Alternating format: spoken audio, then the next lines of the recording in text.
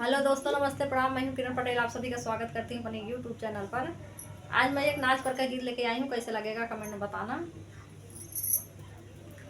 काचिनी दिया तू जगावला दिल दुखावला बाल माँ, काचिनी दिया तू जगावला दिल दुखावला बाल माँ।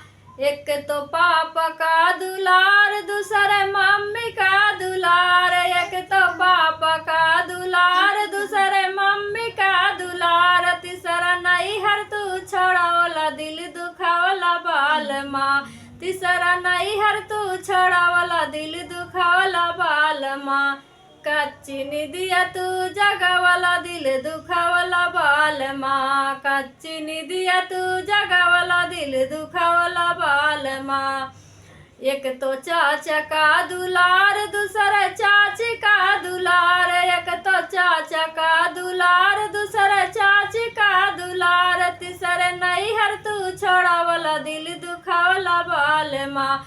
तीसरे नहीं हर तू छोड़ावला दिल दुखावला बाल माँ।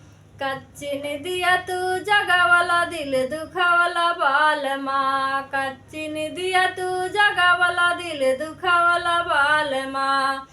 एक तो भैया का दुलार, दूसरे भाभी का दुलार। एक तो भैया का दुलार, दूसरे भाभी का दुलार। तीसरे नहीं हर तू छोड़ावला दिल दुखावला बाल माँ।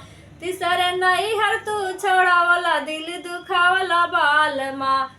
कच्ची निदिया तू जगावला दिल दुखावला बाल माँ। कच्ची निदिया तू जगावला दिल दुखावला बाल माँ।